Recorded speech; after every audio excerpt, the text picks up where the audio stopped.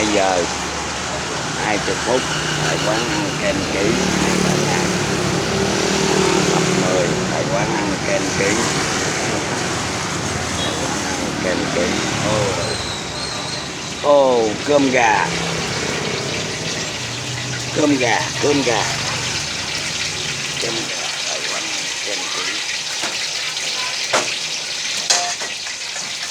cơm gà đây áo gà luôn quá ngon luôn.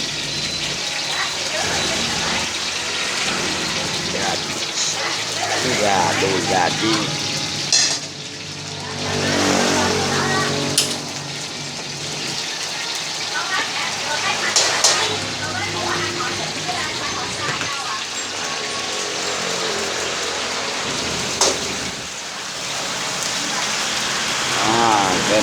chiên cơm gà chiên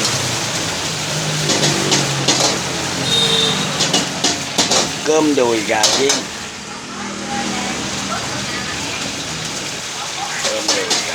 tại quán ăn kem ký 12 giờ 20 trưa 21 tháng 10 năm 2019 tập 10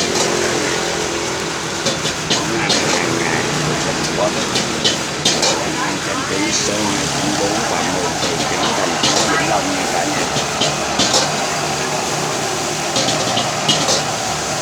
Đầu bếp 5 năm trong nghề hả? Chưa quay món này hả? Chưa quay món này.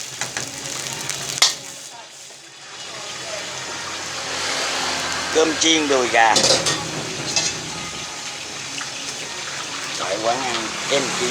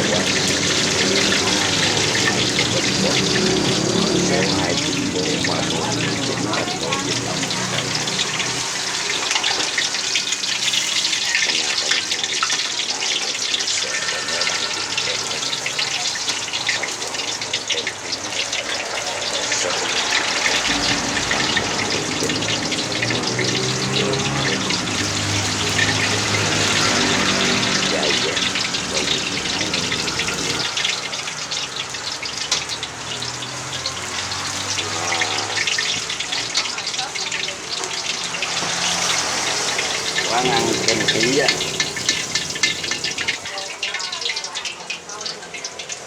kem ký á, ngon luôn rồi, đừng về luôn. Chén nó thấy ngon không? Nhìn thấy ngon không? Ngon, ngon ghê luôn nè, nha, hấp dẫn ha, hấp dẫn ha, đó là cái muỗng nĩa cho.